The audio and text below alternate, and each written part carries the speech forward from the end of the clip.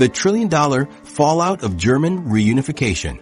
In 1990, West Germany made a critical decision that would haunt its economy for decades, converting East German currency at a 1-to-1 rate. In the industrial town of Bitterfeld, factories closed overnight as their products became impossibly expensive. Workers who had once prided themselves on skilled manufacturing suddenly found themselves unemployed, their economic futures erased with a stroke of a pen. 3 decades later, we're still witnessing the fallout. Areas once filled with thriving industries now struggle with persistent unemployment. Something unexpected has emerged from this economic distress, a political transformation sweeping through former East German regions. What connection might exist between these economic policies and today's polarized landscape? A tale of 2 Germanys. Imagine standing at the Berlin Wall in 1989. On one side, gleaming Mercedes sedans navigated smooth highways. On the other, smoke-belching Trabants puttered along cracked roads. This wasn't just a border between 2 political systems. It represented one of history's most dramatic economic divides within what had once been a single nation. The seeds of this division were planted in the rubble of World War II. After Germany's defeat in 1945, the Allied powers carved the country into occupation zones. As Cold War tensions escalated, these administrative boundaries hardened. By 1949, 2 separate German states emerged. The Federal Republic of Germany, West Germany, aligned with Western democracies, and the German Democratic Republic, East Germany, established as a Soviet satellite state. Their economic starting points weren't equal. West Germany retained much of Germany's industrial heartland in the Ruhr Valley and benefited from its integration into Western markets. Meanwhile, East Germany bore the heavier burden of war reparations to the Soviet Union. Entire factories were dismantled and shipped east, with Soviet authorities extracting an estimated 30% of East German industrial capacity as compensation for war damages. What followed was like 2 paths diverging through a forest, one paved and well-maintained, the other increasingly rocky and overgrown. West Germany embraced the social market economy championed by Economic Minister Ludwig Erhard, combining free market principles with social welfare protections. This approach, coupled with substantial American investment through the Marshall Plan, approximately $1.4 billion, created the foundation for the Wirtschaftswunder, or economic miracle. East Germany implemented a Soviet-style centrally planned economy. Private businesses were nationalized, agriculture was collectivized, and production became subject to rigid 5-year plans determined by political leaders rather than market forces. The state told us what to produce, how much, and for whom, recalled Karl, a former factory manager from Leipzig. Innovation wasn't rewarded. Meeting a quota was all that mattered. The differences manifested in everyday life. By the 1960s, West Germans enjoyed widespread prosperity with rising wages and expanding consumer choices. Volkswagen Beetles and later BMW and Mercedes vehicles became symbols of West German middle-class lifestyle. A West German worker could purchase a refrigerator with about 1 month's salary, a luxury many East Germans wouldn't obtain for another decade. In East Germany, consumer goods remained chronically scarce. The waiting list for a Trabant could stretch 10 years. We joke that by the time your car arrived, your children would be old enough to drive it, remembered Greta from Dresden. Despite its shortcomings, the Trabi became emblematic of East German aspiration and industrial limitations. The productivity gap widened relentlessly. By 1989, West German workers produced 3 times more output per hour than their Eastern counterparts. This resulted from structural factors: outdated machinery, inefficient production methods, inadequate infrastructure, and misaligned incentives within the planned economy. East German factories operated with obsolete equipment. While West German companies continuously invested in new technologies, Eastern enterprises struggled with chronic underinvestment. The average machine in East German industry was 26 years old by the late 1980s, compared to just 12 years in West Germany. The communist leadership's emphasis on heavy industry came at the expense of innovation and consumer goods. East Germany devoted resources to showcase projects while neglecting basic infrastructure maintenance.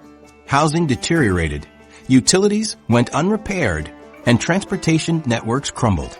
Environmental conditions diverged dramatically. While West Germany implemented environmental protections in the 1970s, East Germany ran heavily polluting industries with minimal safeguards. By 1989, the eastern state had some of Europe's most contaminated regions. In Bitterfeld, we knew which. Way the chemical plant was by the color of the sky, said Thomas, who grew up near the industrial zone. The economic indicators revealed the growing divide. By 1989, West Germany's GDP per capita reached approximately 23,000 Deutschmarks, while East Germany struggled to achieve 12,000 Ostmarks based on official statistics. Independent economists later revealed these Eastern figures were significantly inflated. West Germans were likely 3 to 4 times wealthier than their Eastern counterparts. This disparity shaped everyday experiences. West German supermarkets offered abundant choices with fully stocked shelves. East Germans faced chronic shortages of basic items. When bananas appeared, word spread like wildfire, recalled Helga from Karl-Marx-Stadt, now Chemnitz. You drop everything to stand in line for hours. Telecommunications highlighted the technological gap. West Germany built a modern phone network where most households had private telephone lines. In East Germany, only about 15% of households had telephones by 1989, with waiting times stretching years or decades. Many relied on public phone booths for essential communications. The social welfare systems also diverged. While both provided universal health care and education, quality differences emerged. West German hospitals incorporated the latest technologies, while Eastern facilities often operated with outdated equipment. We became masters of improvisation, noted Dr. Mahler, who practiced medicine in Leipzig for 30 years. By the late 1980s, these divergent economic paths created fundamentally incompatible structures. West Germany operated a sophisticated, globally competitive market economy integrated into Western European trade networks. East Germany maintained a rigid command economy largely isolated from market forces, increasingly uncompetitive except through artificial exchange rates and subsidies. When the Berlin Wall fell in November 1989, these economic realities presented an unprecedented challenge, like trying to rejoin 2 roads that had been built to entirely different specifications. East German industries couldn't survive competition without protection, yet maintaining separate economic zones seemed politically unacceptable. The productivity disparities, technology gaps, and environmental degradation represented a chasm that couldn't be bridged overnight, or even within years. The fatal currency decision. In the weeks following the Berlin Wall's collapse, as euphoria gave way to practical concerns, German officials faced a monumental question: how to merge 2 incompatible monetary systems. The answer they chose prioritized political stability over economic reality, creating a financial time bomb that would explode across industrial towns throughout the former GDR. The currency conversion decision resembled a sudden economic storm that hit without warning. Imagine a factory worker in Dresden earning 1,000 East German marks monthly. After conversion, she would still earn 1,000 marks, but now in Western currency. Her purchasing power skyrocketed overnight, but her factory's costs soared simultaneously, threatening her very job. At the heart of this economic storm lay a critical question: what was an East German mark actually worth compared to the West German Deutsche Mark? The answer would determine the fate of millions of citizens' savings, wages, and the viability of entire industries. Most economists advocated for an exchange rate reflecting economic realities, between 3:1 and 4:1 for wages and prices. The East German currency had limited purchasing power outside its borders and represented productivity levels far below Western standards. The German Bundesbank proposed a 2:1 conversion rate for most transactions, which still valued the Eastern currency generously. But Chancellor Helmut Kohl faced intense political pressure. East Germans feared their life savings would vanish during the transition.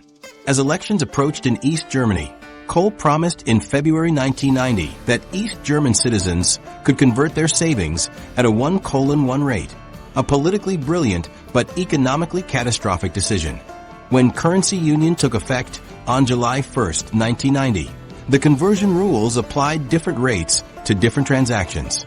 Personal savings up to 4,000 marks converted at 1:1, while larger amounts received less favorable rates. Wages, pensions, and rent payments also converted at 1:1. Company debts, however, exchanged at 2:1, creating immediate accounting problems for struggling businesses. The implications were severe and immediate. East German labor costs jumped to 70% of West German levels, while productivity remained at only 30% of Western standards. This gap between wages and productivity rendered Eastern businesses hopelessly uncompetitive. The conversion effectively quadrupled the real cost of East German labor relative to its productivity, dooming most Eastern enterprises, even reasonably efficient ones. The mechanical, engineering sector illustrates this devastation. Before conversion, these companies exported machinery to Eastern Bloc countries on favorable terms. After July 1990, their prices quadrupled in convertible currency, making products prohibitively expensive compared to Western alternatives. Orders vanished almost immediately. Similarly, chemical factories around Bitterfeld and Luna saw production costs soar, while their products remained technologically inferior. Profitable enterprises became money-losing operations overnight.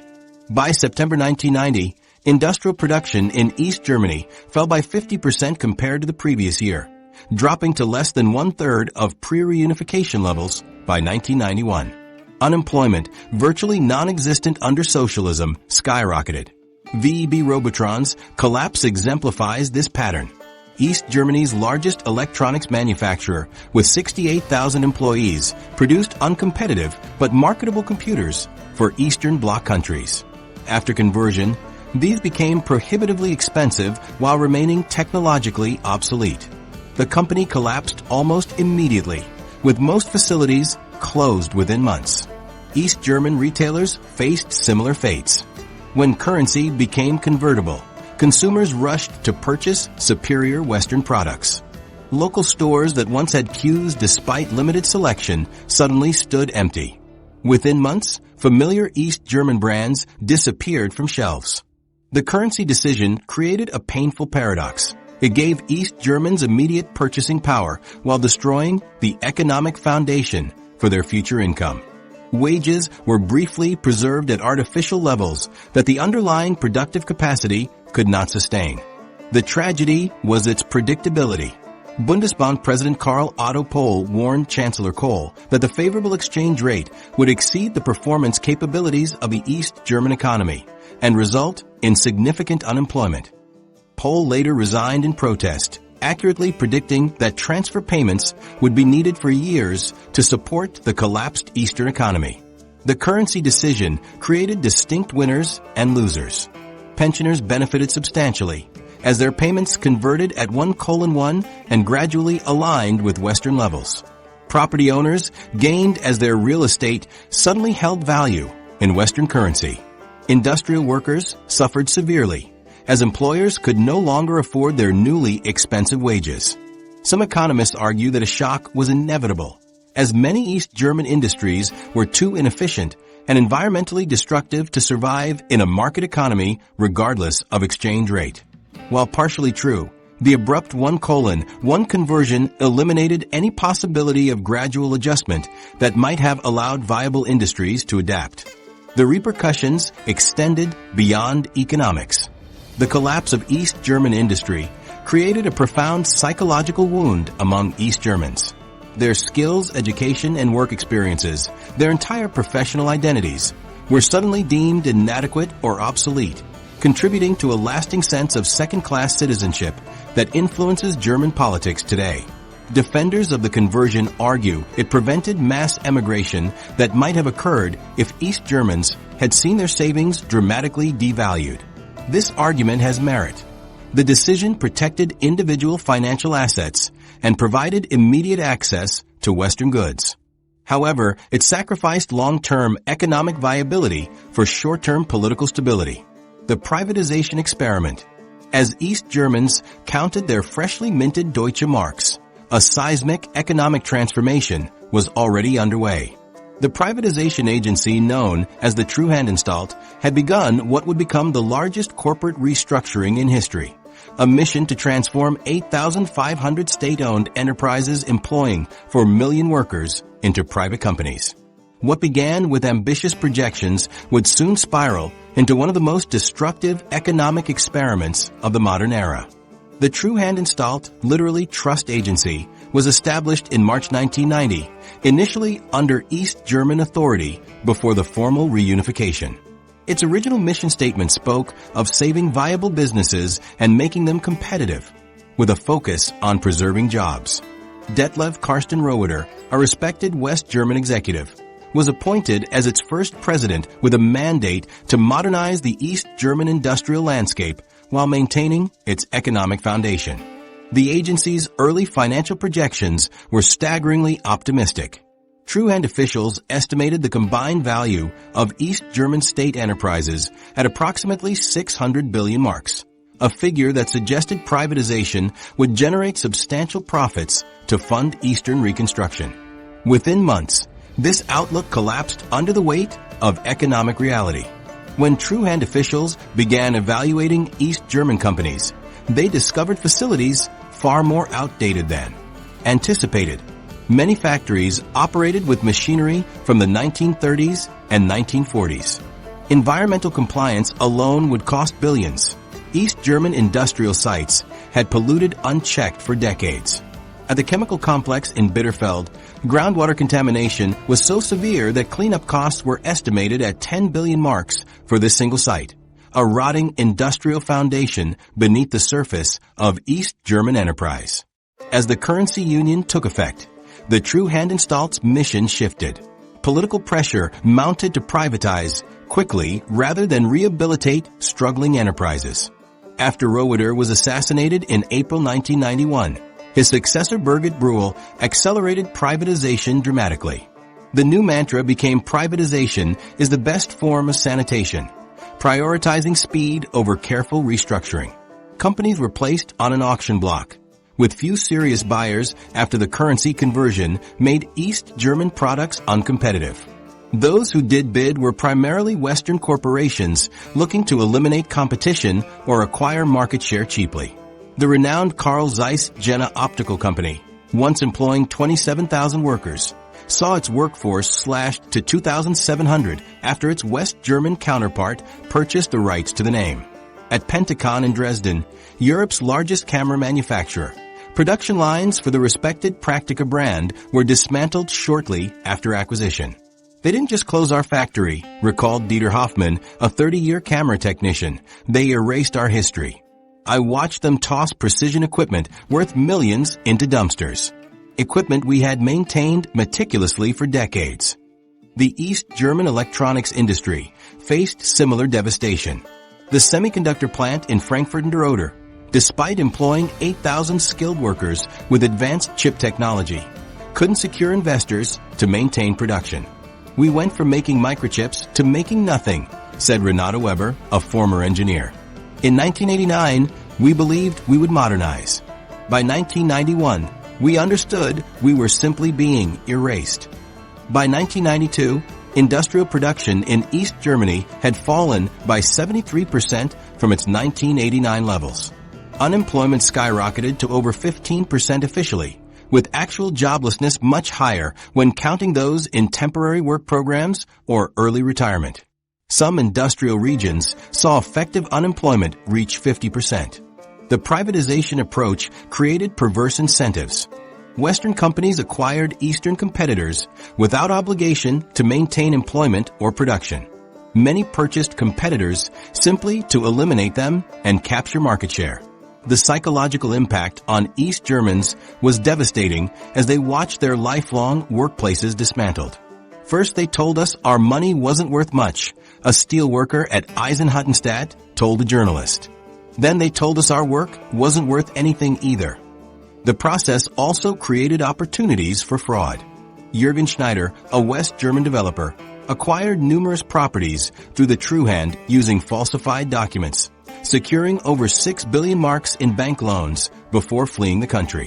By 1994, when the True Hand installed concluded its work, rather than generating the expected 600 billion mark profit, the agency had accumulated debts of approximately 270 billion marks, a financial crater absorbed into Germany's national debt. Of the 4 million jobs in East German state enterprises when the True Hand began, approximately 80% disappeared. Entire industrial regions became economic wastelands. Horst Schultz, who worked 26 years at a chemical plant in Bitterfeld, described the transformation. Our factory was like a small city. We had 5,000 workers, a medical clinic, even our own orchestra. Now it's just an empty field. The buildings were demolished, so completely you wouldn't know anything was ever there. Defenders argue many East German enterprises were fundamentally unsalvageable, inefficient, polluting, and uncompetitive. Wolfgang Seibel later observed, the True Hand did not cause the collapse of East German industry. It managed the collapse. Critics point to alternative models that might have preserved more industry. Austria emphasized gradual transition when privatizing nationalized industries. Poland implemented a more gradual program allowing companies time to restructure. The few East German success stories reinforce this critique. Genoptik, spun off from Carl Zeiss Jena, survived because local officials established a state-owned holding company that protected it from immediate market pressures. The Mechanical Engineering Institute in Magdeburg was preserved through a management buyout supported by regional government. Perhaps the most revealing statistic about the True Hand's legacy. More than 30 years after reunification, not a single company listed on Germany's DAX 30 stock index has its headquarters in former East Germany. The region remains economically dependent, with productivity approximately 20%, below Western levels despite trillions in transfer payments. The Great Eastern Exodus. Beyond the shuttered factories and economic statistics lay a demographic catastrophe that would reshape Germany for generations. When the wall fell, East Germans gained freedom of movement, and millions used this new liberty to vote with their feet in what became the largest internal migration in modern European history. The numbers tell a staggering story. Between 1989 and 1992 alone, approximately 1.4 million East Germans, roughly 10% of the entire population, packed up their lives and moved westward. The exodus disproportionately consisted of young, educated workers between 18 and 29 years old, precisely the demographic that represented the future economic potential of the region. These statistics represented real communities being hollowed out in real time. The industrial city of Hoyerswerda in Saxony embodies this transformation. Once a showcase socialist city built around energy and chemical industries, Hoyerswerda saw its streets grow quiet as families departed one by one. Schools that once bustled with children fell silent. Housing blocks emptied floor by floor until entire buildings stood abandoned. By the early 2000s, its population had plummeted from nearly 70,000 in 1988 to approximately 40,000, a 43% decline. Similar population collapses transformed dozens of eastern towns. Johann Georgenstadt lost a third of its residents in just a few years. Weißwasser saw its population fall from 38,000 to under 20,000. What made this migration particularly devastating was its selective nature.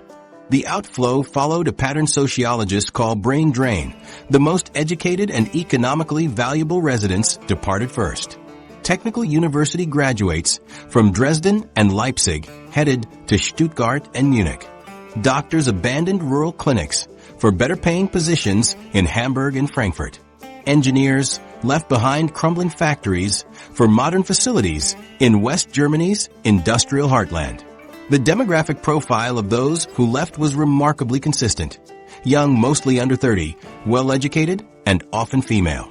This created a profound gender imbalance in many eastern regions. with some towns reporting ratios of 100 women to 120 men in the critical 18 to 35 age bracket by the early 2000s. Some rural communities in Mecklenburg-Western Pomerania found themselves with so few young women that local officials genuinely worried about the future viability of their towns. This massive migration set in motion a vicious economic spiral that resembled a downward helix. As working-age residents departed, local tax revenues collapsed. With fewer taxpayers, municipalities couldn't maintain infrastructure or essential services. As services deteriorated, more residents left, further eroding the tax base. Each turn of this spiral accelerated the next. Declining population led to business closures, which triggered more unemployment, which prompted more outmigration, which further weakened the tax base. Many towns entered what economists termed a death spiral, where recovery became nearly impossible without external intervention. The former industrial city of Bitterfeld demonstrates this cycle perfectly. As its chemical plants closed, the initial wave of unemployment drove away younger workers. This reduced local consumer spending, forcing small businesses to close. The declining population meant fewer students in schools, leading to school closures. Reduced public services made the area less attractive, prompting even more departures. By the mid-1990s, Bitterfeld had lost nearly a quarter of its pre-unification population. For those who remained, the psychological impact was profound. Many experienced what sociologists termed abandonment syndrome, the feeling of being left behind by neighbors, family members, and the entire economic system. Older residents felt stranded in increasingly empty towns where every shuttered shop window and abandoned apartment building served as a reminder of community decline.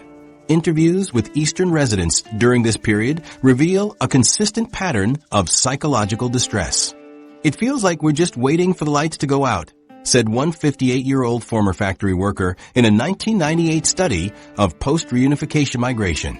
A town council member from Saxony-Anhalt told researchers, "First we lost our jobs, then we lost our children." This sense of collective abandonment contributed to higher rates of depression, alcoholism, and social isolation in the affected regions. The migration created peculiar economic contradictions across Germany. While unemployment in eastern regions remained stubbornly high, certain western cities simultaneously experienced labor shortages. Construction firms in Munich struggled to find workers, while qualified builders in Dresden remained jobless. This paradox highlighted deeper structural problems in how Germany's labor market functioned. By the mid-1990s, Western regions began active recruitment campaigns targeting Eastern workers. Baden-Württemberg's manufacturing sector regularly sent recruiters to technical schools in Saxony. Hospitals in North Rhine-Westphalia offered signing bonuses to medical professionals from the East. This active poaching of human capital further accelerated the brain drain from regions that desperately needed to retain their skilled workforce. What makes this exodus remarkable is that it occurred despite massive financial transfers flowing in the opposite direction. As billions of marks poured eastward for infrastructure and industrial subsidies, hundreds of thousands of Eastern citizens traveled westward. Money flowing east and people flowing west became the defining circulation pattern of post-reunification Germany. The demographic consequences continue today, 3 decades after reunification. The population pyramid of Eastern German states shows a distinctive narrowing in the 35 to 50 age range, precisely the generation that left in the 1990s. Eastern regions face a rapidly aging population, with some districts having median ages approaching 50. This demographic skew creates enormous challenges for healthcare systems, elder care, and economic dynamism. Perhaps most concerning is the generational echo of this migration. Children never born to the generation that left represent a second demographic wave of depletion. Fertility rates in eastern regions plummeted after reunification, falling to just 0.77 children per woman in eastern regions by 1994. Even as birth rates have partially recovered, the missing generation of potential rebuilding the East, the infrastructure challenge. While Eastern communities scrambled to attract new residents, German officials confronted a far more concrete problem: the dilapidated physical foundation they'd inherited from the GDR. The challenge wasn't just economic or demographic. It was literally embedded in the crumbling concrete, rusting rails, and contaminated soil of the former East. The physical infrastructure that undergirded every aspect of daily life had deteriorated to a point that no amount of currency conversion or privatization could address. This wasn't just about repairing buildings.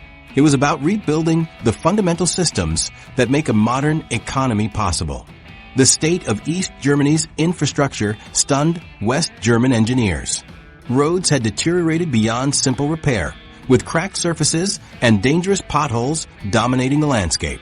Rivers ran with untreated sewage from outdated treatment facilities. Communication relied on pre-war telephone exchanges, leaving citizens waiting a decade for basic connectivity. Railway bridges stood precariously close to collapse, while power plants belched pollution far exceeding Western environmental standards. These weren't isolated problems, but interconnected failures of the essential building blocks that underpin modern society.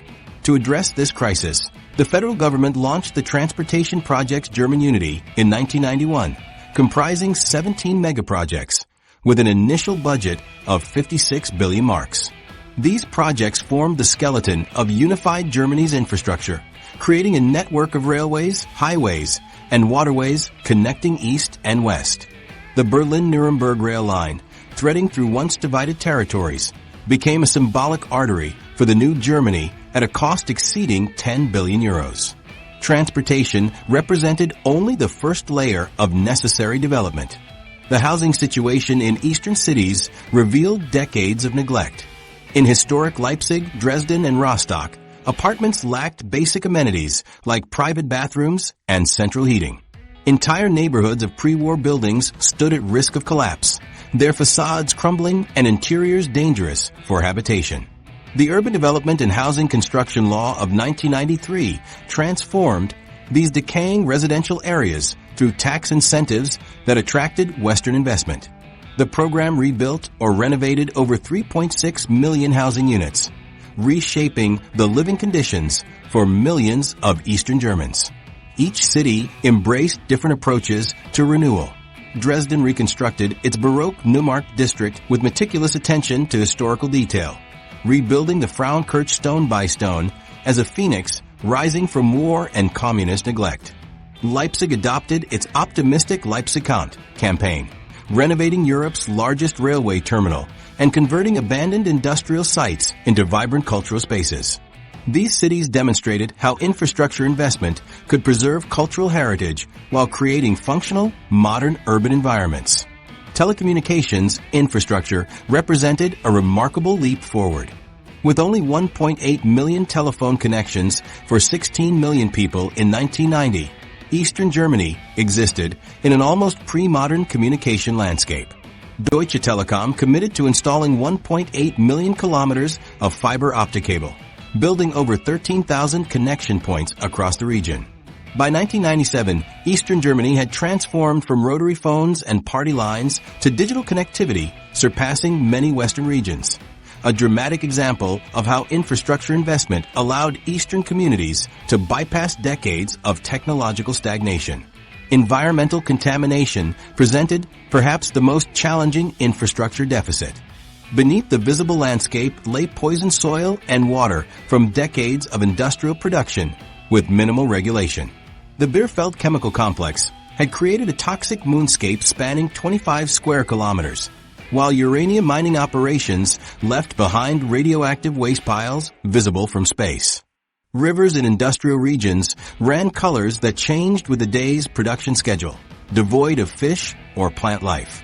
The Environmental Rehabilitation Program committed over 40 billion euros to cleaning these sites.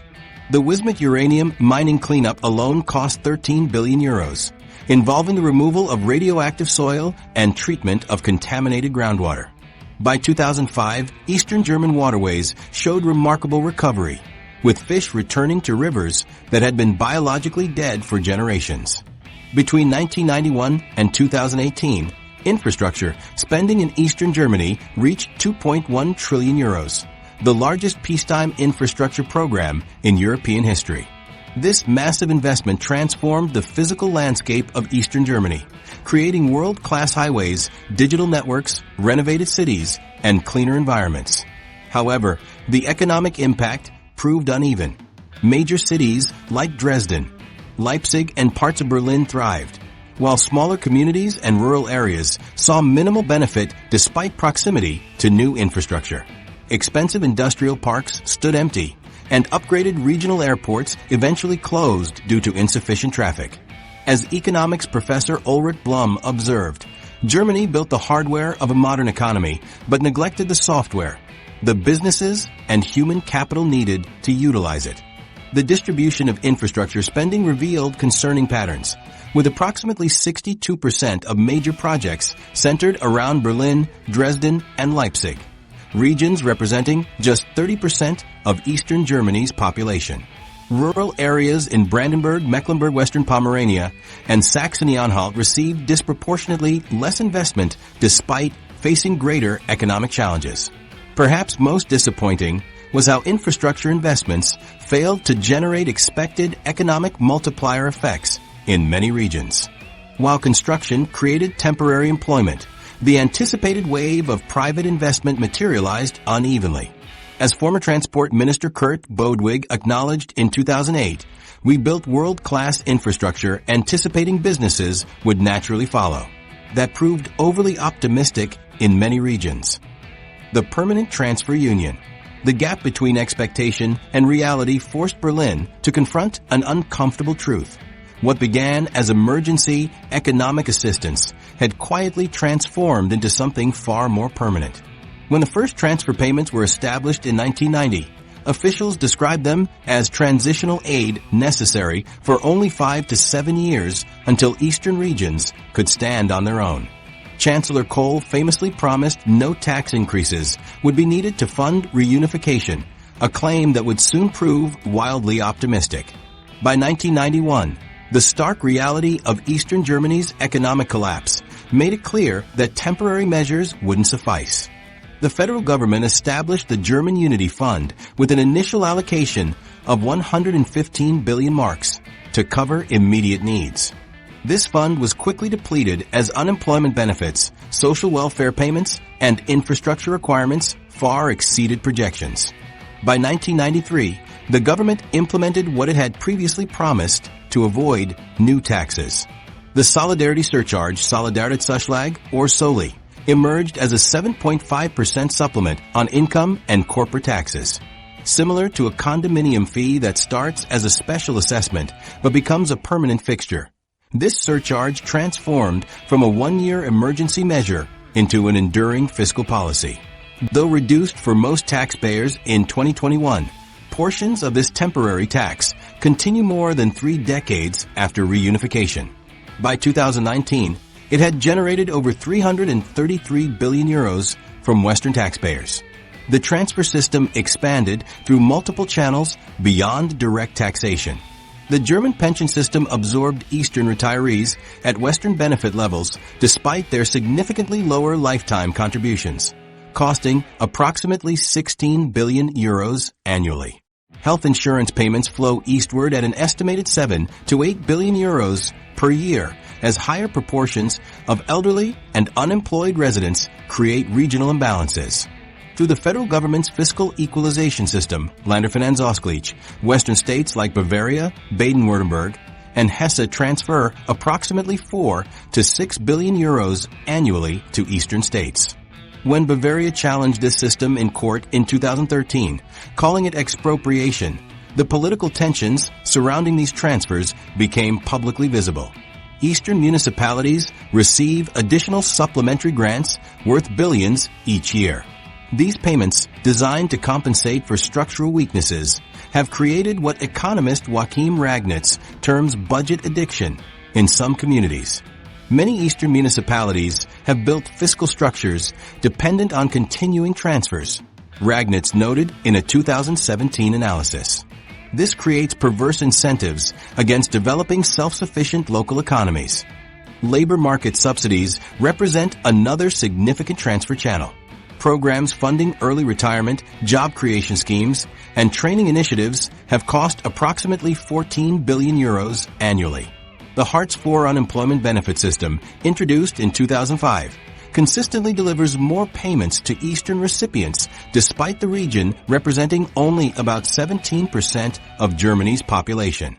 The array of specialized economic development programs targeting Eastern regions provides billions in business subsidies through the Joint Task Program for Regional Economic Development, Gemeinschaftsaufgabe, while the Investment Allowance Law offers tax incentives specifically for Eastern investments. Despite these incentives, private investment in Eastern regions has consistently underperformed expectations. In 2019, the Institute for Economic Research in Halle calculated that total transfers had reached approximately 2 trillion euros over 30 years, equivalent to Italy's entire GDP for a single year. Per capita, this represents roughly 94,000 euros for each Eastern German citizen. Finance Minister Olaf Scholz acknowledged in 2020 that solidarity payments remain necessary to ensure equal living conditions throughout Germany, a striking admission that the system had become institutionalized. Economist Klaus-Heiner Roll points to several structural factors that prevented Eastern self-sufficiency. The demographic collapse created a negative feedback loop, he explains. As young, skilled workers departed, the remaining population aged rapidly. This undermined consumption, investment, and innovation precisely when they were most needed. The privatization approach also contributed to long-term dependency. By selling most viable enterprises to Western or foreign owners, profits and corporate tax revenues typically flowed outward rather than remaining in Eastern communities. A 2015 study found that 93% of executive board positions in large Eastern German companies were held by Western Germans or foreigners, reflecting a persistent ownership disparity. Property restitution policies complicated economic development. The decision to prioritize returning property to pre-communist owners created years of legal uncertainty. Approximately 2.5 million property claims were filed, creating what property law expert Hans Jorder called a paralyzing effect on investment decisions that lasted well into the 2000s. The transfer dependency has generated political tensions. Western taxpayers question the open-ended nature of these payments, while Eastern recipients often resent the implied dependency status, with some politicians characterizing the transfers as compensation for flawed reunification policies rather than charity. Public sentiment regarding these payments varies by region. A 2018 survey found 57% of Western Germans believe the transfers should be gradually reduced, while 72% of Eastern Germans supported their continuation. One Eastern mayor stated, "These aren't gifts, they're investments in national unity and compensation for decisions that devastated our economic foundation." Germany's East-West transfers have consistently exceeded 5% of GDP, making it one of the most extensive regional support programs in the developed world. This surpasses Italy's North-South transfers for percent of GDP, and Spain's regional equalization, 3%. Economist Thomas Lenk calls this a permanent provisional arrangement, a system neither side fully embraces yet cannot abandon. We've created a hybrid structure that combines elements of emergency assistance, structural development, and social welfare, Lenk notes. But we never developed a coherent exit strategy. This indefinite time frame distinguishes Germany's approach from other international experiences. The most troubling aspect may be the psychological effects of this permanent transfer relationship. Sociologist Stefan Mao has documented how the dependency stigma affects Eastern self-perception. Being perpetual recipients creates a corrosive narrative of inadequacy, Mao argues. This undermines precisely the entrepreneurial spirit and self-confidence needed for economic renewal. The persistent East-West divide. This psychological impact extends beyond self-perception into measurable economic reality. Despite injecting trillions of euros across 3 decades, Germany faces a puzzling paradox. The 6 poorest German states today are all former East German territories, exactly as they were in 1990. The massive investment hasn't fundamentally altered the economic hierarchy within the unified nation. Like two siblings raised in different homes, East and West Germany continue to live different economic realities. The statistics paint a stark picture. GDP per capita in eastern states averages 32,000 euros compared to 48,000 euros in western states, a persistent 33% gap. Eastern workers earn about 82% of western wages for identical jobs, with an automotive technician in Leipzig earning 3,800 euro monthly before taxes, while the same position in Stuttgart commands over 4,600 euros. I work just as hard as my Western colleagues, but my paycheck tells a different story, explains Thomas Newman, a skilled machinist from Chemnitz. The cost of living may be lower here, but my opportunities for advancement remain limited 30 years after the wall fell. The wealth divide resembles a canyon that widens with time rather than closing. According to the German Institute for Economic Research, Western German households possess median assets worth 182,000 euros, while Eastern households have just 88,000 euros. This gap affects everyday life in tangible ways, from housing options to retirement security. In Gorlitz, a border town with Poland, Maria Schmidt, 67, walks through the beautifully renovated historic center on her way to the market. Tourists see our beautiful buildings, but they don't see inside our wallets, she says. Despite the town's visual transformation, average incomes remain 30% below the national average. Home ownership statistics reveal another dimension of this divide. Approximately 50% of Western households own their residence, compared to just 35% in Eastern regions. When Eastern property was privatized following reunification, Western investors with existing capital frequently purchased Eastern properties at favorable prices. An investment banker from Frankfurt described this process. In the early 1990s, we advised Western clients who purchased entire apartment blocks in Eastern cities at a fraction of their potential value. These clients have seen five-fold returns, while Eastern residents continue paying rent to Western landlords. This created an absentee ownership problem, where profits flow out of Eastern regions rather than being reinvested locally. Corporate headquarters distribution further cements the economic divide. Not a single company in Germany's DAX 40 stock index maintains headquarters in the former East Germany, excluding Berlin. Leipzig's most prominent corporate success, BMW's manufacturing plant, employs thousands but maintains its executive functions in Munich, creating a branch office economy, lacking genuine economic autonomy. The property restitution process after reunification complicated matters further. When the government returned nationalized properties to their pre-1949 owners, rather than privatizing them directly to occupants, it inadvertently set the stage for massive wealth outflows. An estimated 2.5 million property claims created legal uncertainty that delayed investments for years and ultimately transferred significant property rights to non-residents. The pension system reflects these historical disparities, with Eastern retirees receiving approximately 1,300 euro monthly compared to 1,500 euros in Western regions despite equalization efforts. For retired factory worker Dieter Hoffmann in Eisenach, this means careful budgeting. My Western friends don't think twice about eating at restaurants or taking small vacations. I calculate every euro twice. Perhaps most concerning is that after initial convergence in the 1990s, some economic indicators show divergence rather than continued narrowing. Household wealth accumulation rates have actually fallen further behind Western levels since 2010, contradicting standard economic theory that predicts poorer regions should grow faster than wealthier ones. Professor Joachim Ragnitz of the Dresden branch of the IFO Institute expressed frustration at this phenomenon. The economic data suggests we've reached a plateau in East-West convergence that falls well short of parity. Rather than continuing to close the gap, Eastern regions appear stuck at approximately 70 to 80% of Western economic performance across multiple indicators.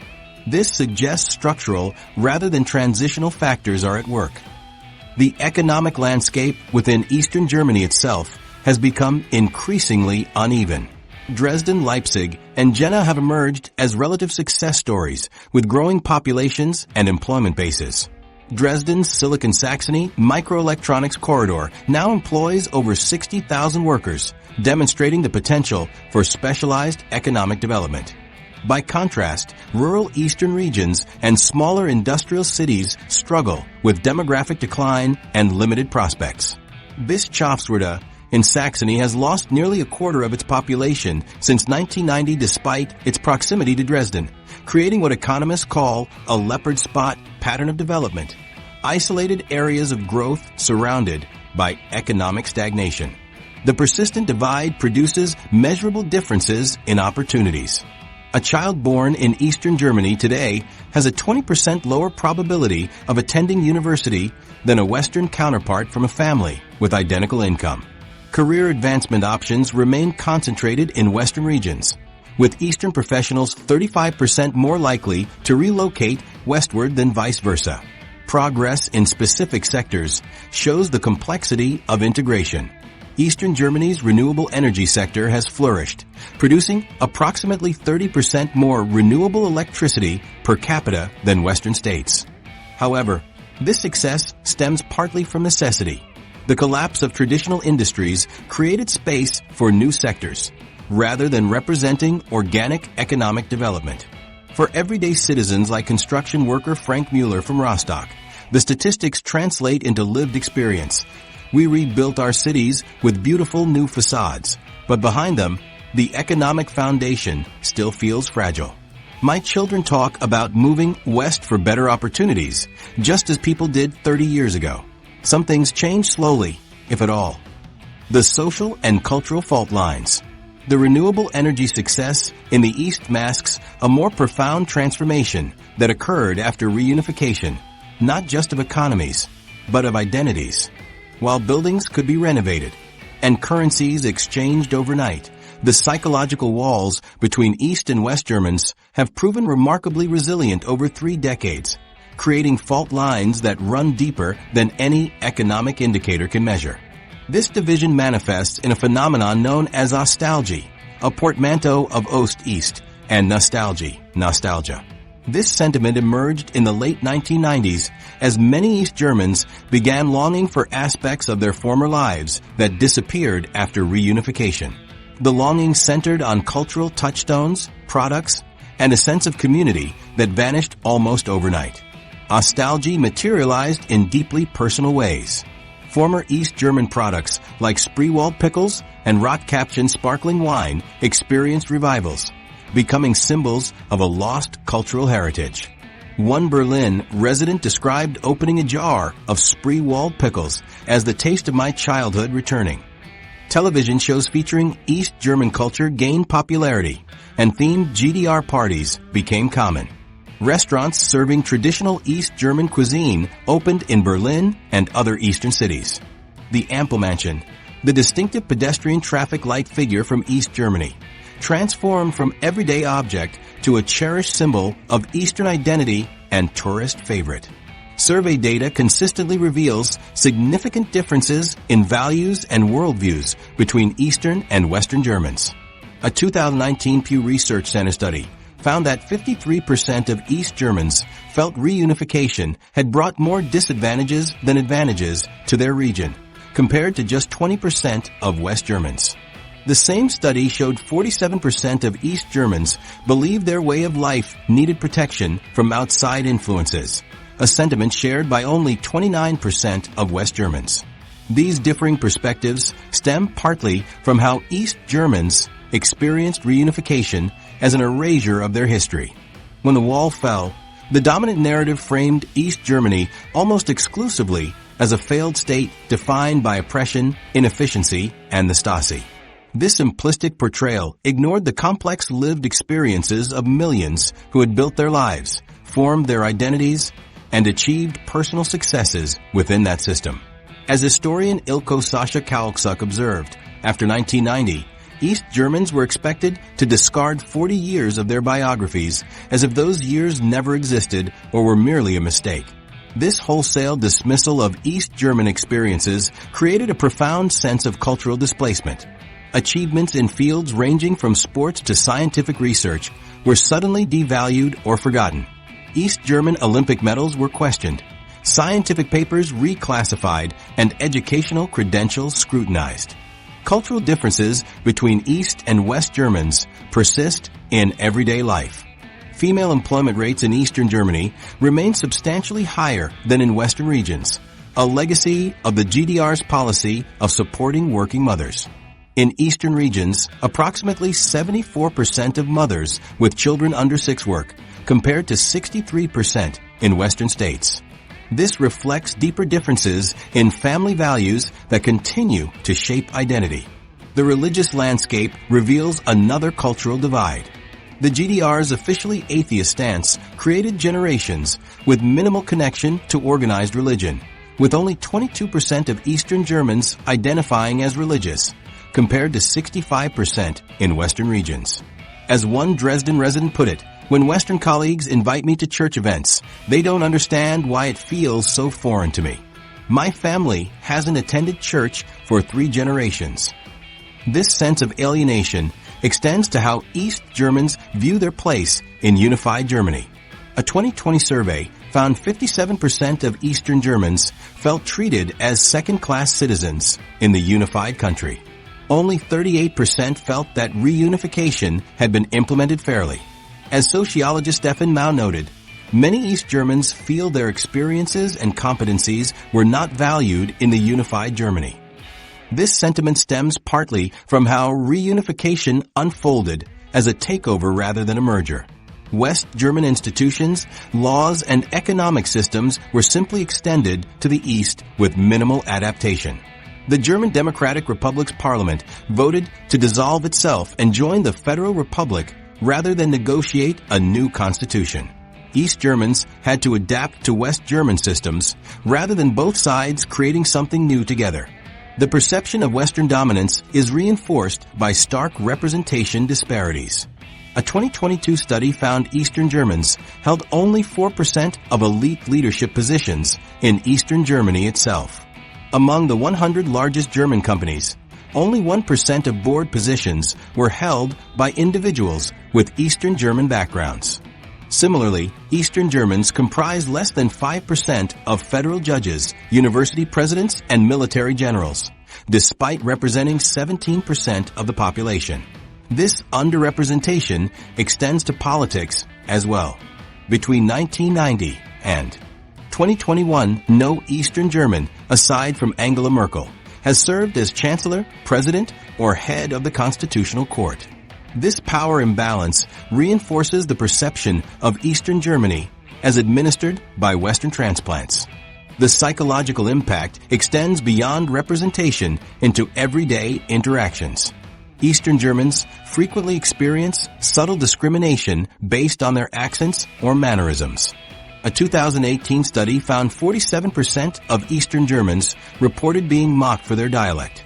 This cultural alienation has increasingly translated into political disillusionment, creating fertile ground for populist movements to gain traction by promising to restore Eastern dignity and identity. The effects of this cultural divide are particularly pronounced in intergenerational relationships. As one interviewee expressed, "My parents' lives before 1990 are treated as if they lived in darkness until the West came to rescue them." But that's not how they experienced it. This disconnect between personal memory and official history has fueled a reassertion of Eastern identity that manifests in both cultural and political spheres. The persistence of these cultural fault lines contradicts early expectations that differences would naturally fade with time. Instead, some evidence suggests younger Eastern Germans may be developing stronger regional identities than their parents. A 2022 study found 28% of Eastern Germans under 30 identified primarily as East German rather than simply German, higher than the 22% among those who lived through reunification as adults. This resurgent regional identity increasingly shapes voting patterns and political allegiances that will be explored in Eastern identity was merely the first tremor in what would become a political earthquake.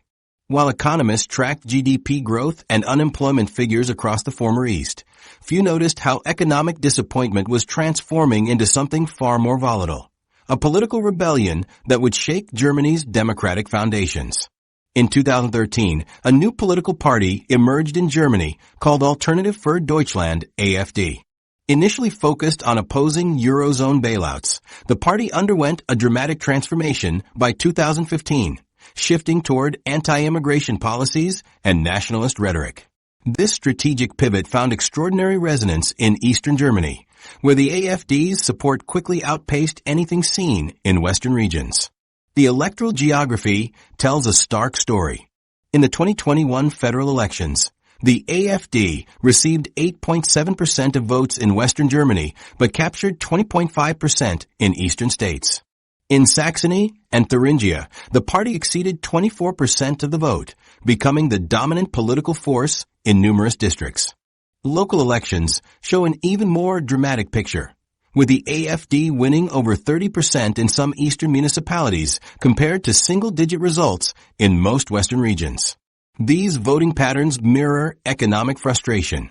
The AfD performs strongest in eastern regions hardest hit by deindustrialization, population decline, and chronically high unemployment. In rural districts of Saxony-Anhalt, where unemployment remains well above national averages, AfD support regularly exceeds 25%. Meanwhile, in thriving western cities like Munich and Hamburg, the party rarely breaks 5% support. They closed our factories, then told us we weren't working hard enough. And now they bring in foreigners while telling us we must be more tolerant. When does someone listen to us? Explains Klaus Hoffmann, a former factory worker from Botzen who now supports the AfD. I worked for 30 years in manufacturing. After reunification, Western companies bought our factory, stripped the equipment, and closed it. Now I'm told I should retrain at 58. Meanwhile, my pension will be less than what someone gets on welfare in the West. This sentiment illustrates how economic transitions fueled political extremism. The loss of Eastern industrial capacity created unemployment and undermined entire communities' sense of dignity. Workers who once took pride in manufacturing achievements suddenly found themselves portrayed as burdens on the national economy.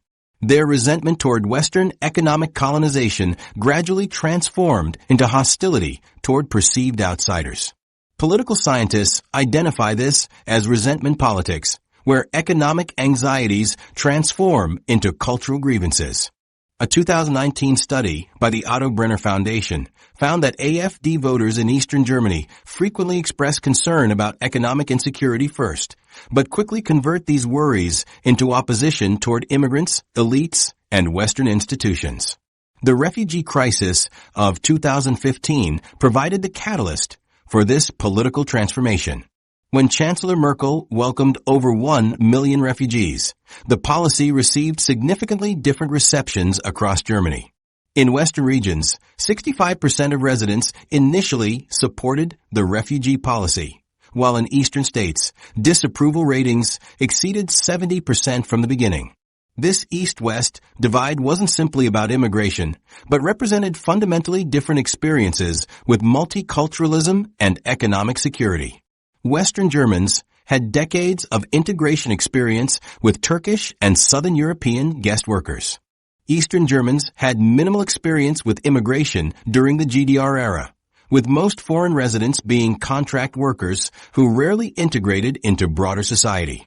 More importantly, the refugee crisis struck Eastern regions when many communities were still struggling with the economic aftermath of reunification. In my town, schools were closing due to budget cuts, explains Petra Schultz from Dresden. Then suddenly there was money for refugee centers. This isn't about hating foreigners. It's about feeling forgotten in our own country. A 2018 study from Dresden Technical University found that anti-refugee sentiment correlated most strongly not with the actual number of refugees in a community, but with the community's economic trajectory since reunification. Areas that experienced the steepest industrial decline showed the highest levels of anti-immigrant sentiment, regardless of how many refugees actually settled there. Mainstream political parties contributed to this dynamic by failing to acknowledge legitimate Eastern concerns. The CDU and SPD both championed reunification, but struggled to address its uneven outcomes. Eastern voters increasingly felt that established parties spoke about them rather than to them, reinforcing democratic alienation. This created a political vacuum that the AfD filled by positioning itself as the authentic voice of Eastern interests. The party cultivated a narrative that Eastern Germans were victims of Western colonization, with Western elites benefiting from Eastern decline. By 2019, a study from the Berlin Social Science Center found that 73% of AfD voters in Eastern Germany agreed with the statement. People like me have been treated as second-class citizens since reunification, compared to 44% of Eastern Germans overall. The AfD offers Eastern Germans something more valuable than economic programs, recognition of their grievances and validation of their cultural identity, observes political scientist Raj Kalmorgan.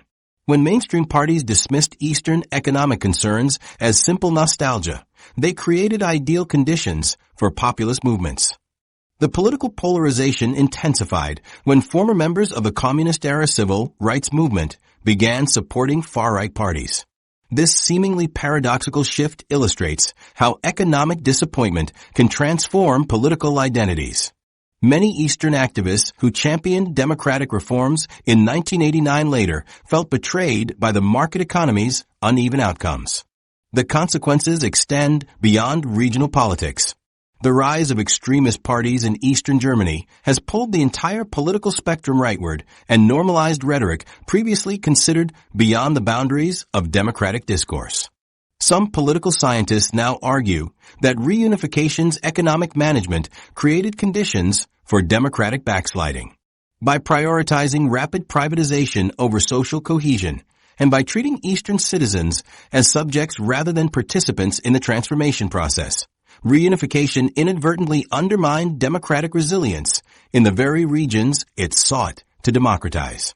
The political aftershocks of reunification reveal a crucial lesson. Economic integration without social and cultural integration creates dangerous political vulnerabilities.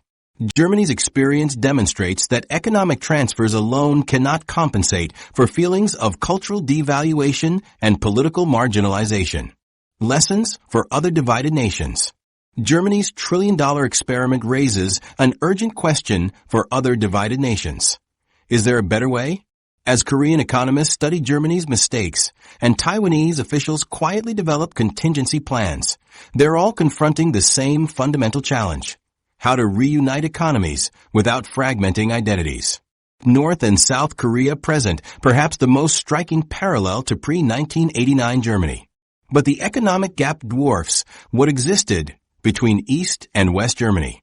While the productivity difference between the Germanys was roughly 3:1, the disparity between the Koreas is estimated at 15:1 or greater. South Korea ranks as the world's 13th largest economy with cutting-edge technology firms and a GDP per capita exceeding $31,000. North Korea struggles with chronic food shortages, minimal industrial capacity, and a GDP per capita estimated below $1,500. This vast economic chasm makes Germany's experience seem manageable by comparison. A 2019 study by the Korea Institute for National Unification calculated that Korean reunification costs could reach between $2 to $5 trillion over 30 years, potentially consuming over 10% of South Korea's annual GDP for decades. As one South Korean economist noted, the German model would bankrupt our economy within years, not decades. North Korea suffers from severe power shortages, with satellite imagery showing vast regions going dark at night. The country's rail network largely dates to the Japanese colonial period, and its medical system lacks basic equipment and medications. Building entire systems from scratch would be required, rather than simply modernizing existing infrastructure.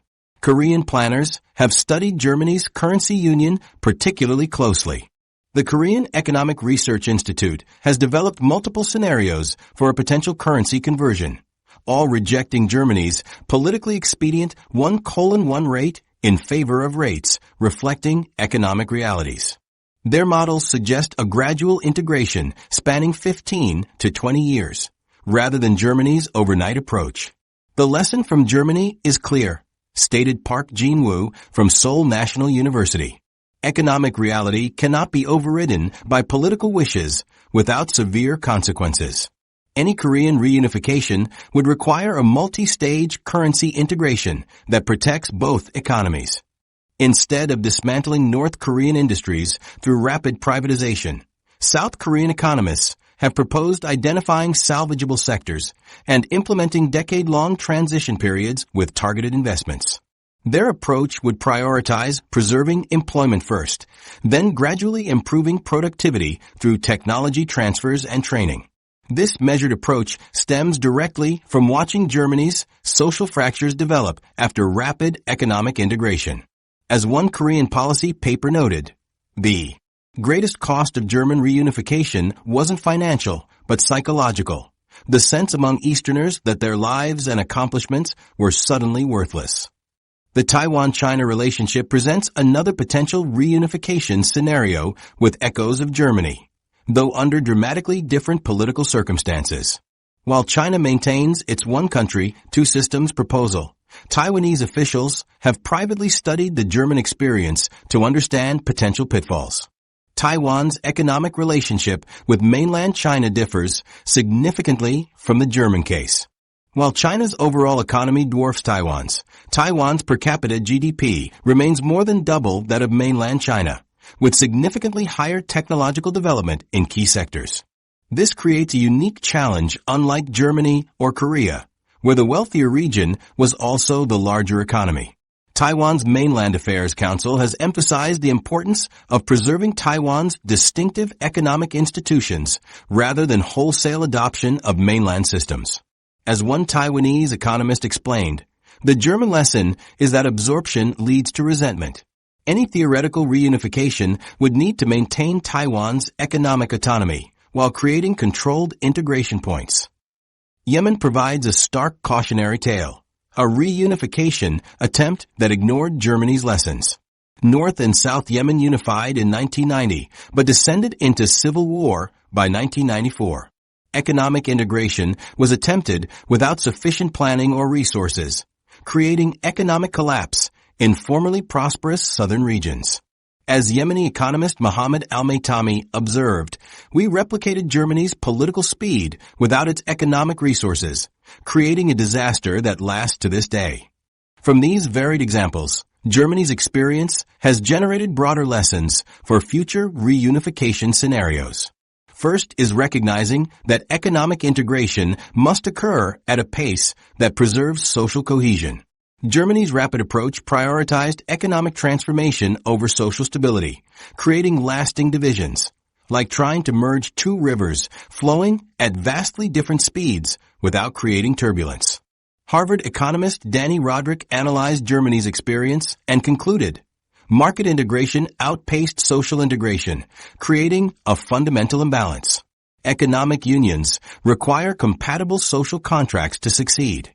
His research suggests future reunifications should sequence reforms to maintain employment stability even at the cost of slower economic convergence.